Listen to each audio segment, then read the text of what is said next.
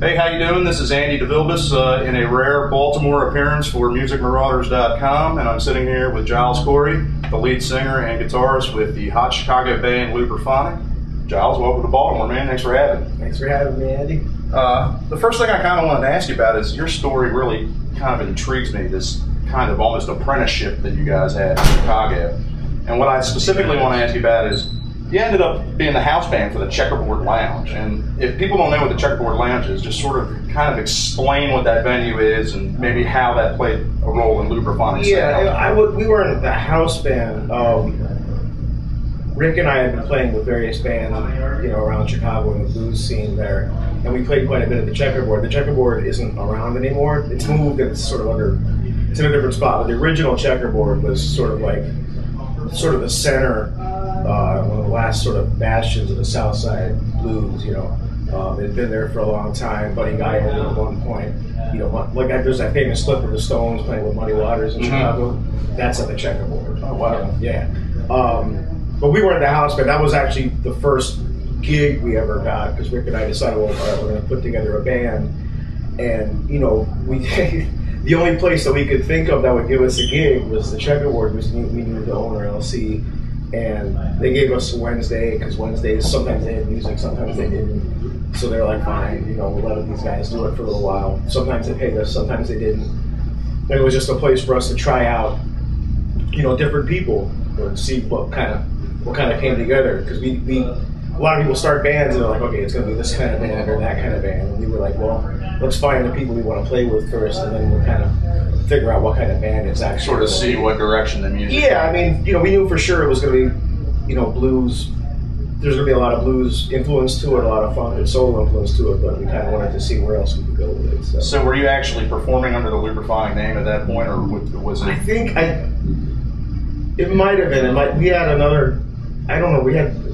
I don't know if we had the Lubriphonic name yet. I don't really remember what we were calling it. So it was sort of like a couple months of like an extended audition it was basically a rehearsal space, at the Checkerboard. You know what I mean?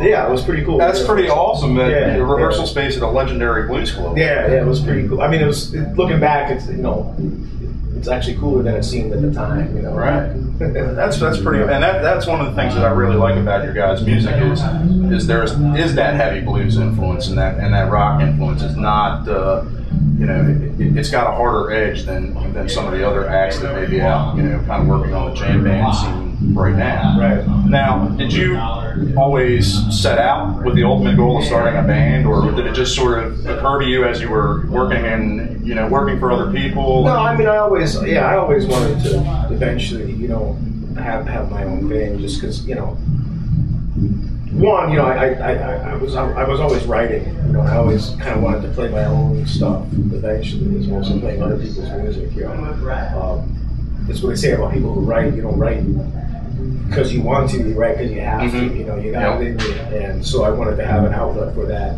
And, I knew that, there was only so far that creatively and in any other respect that I could get as a sideman. You know what I mean? So I always had the idea that at some point, I would start my own thing, and we did. Was there any sort of particular incident that, something happened backstage and we're just like, you and Rick were just like, all right, that's it, we've had it, it's time to do our own thing? Or did that come out more of just the testing and the playing and saying, this is really fun? I think just as Rick and I sort of, because we met, he's one of the first guys I met when I came to Chicago. I was 18 and we were playing around in different bands. And my roommate was a good friend of his, and he was also a drummer, and just had to set up in the living room, and Rick and I would just jam out little ideas, and I think it just kind of sprang from there, we should do something, of our own, as opposed to just kind of intersecting occasionally, and playing, backing up different people.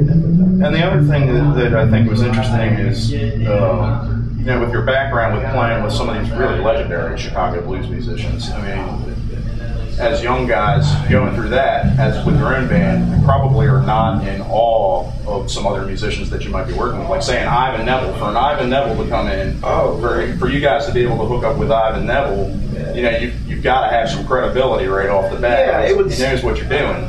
Yeah, I mean, that was a great experience playing with Ivan. He's just a fantastic musician, you know, and he's just one of those guys that you put him into any situation and he just makes it work. And that's why he's played with, you know, in addition to his own band, why he's played with so many people, because he's just that.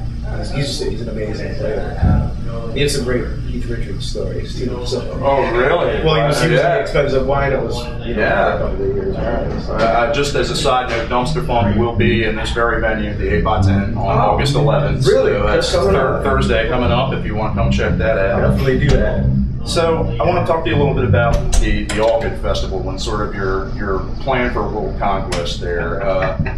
You know, it was interesting. One of the first articles I wrote for MusicMarauders was 5 bands I wanted to see at the All Good Festival, and I had put you guys on the list because I hadn't seen you live yet, and I really thought you were out there.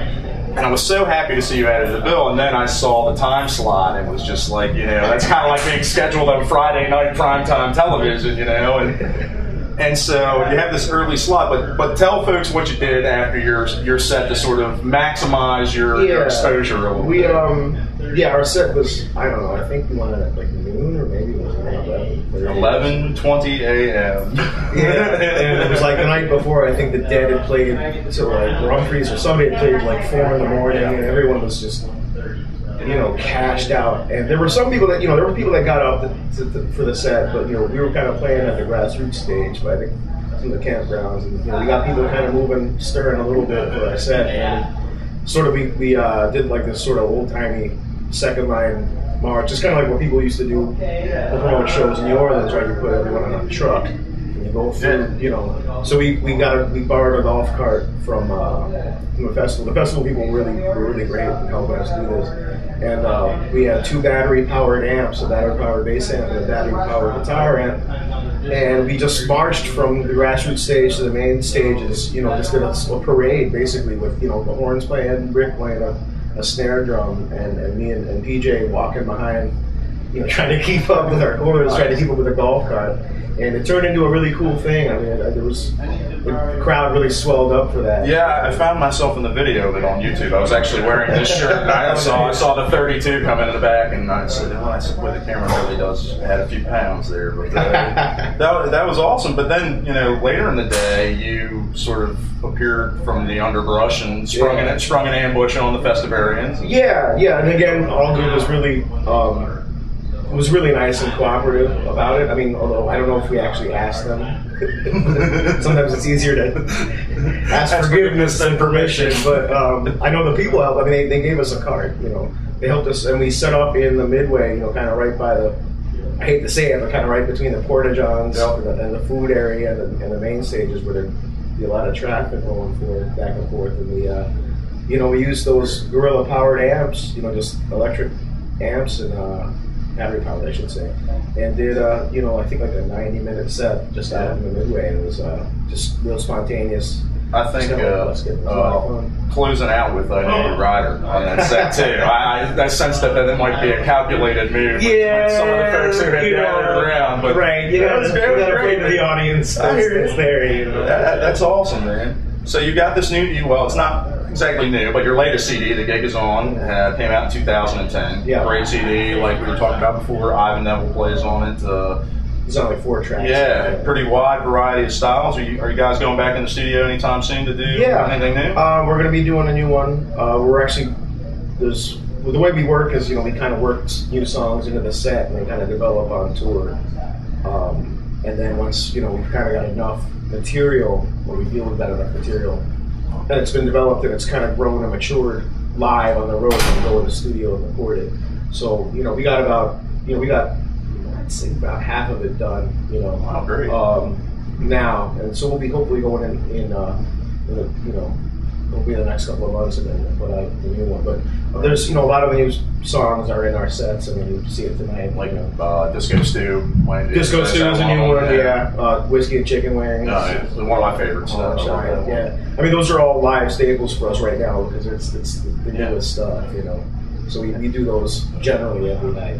How are you finding the grind of the road as a band leader with Lubriphonic compared to, say, some of the other things you've had? What's the difference? Is it kind?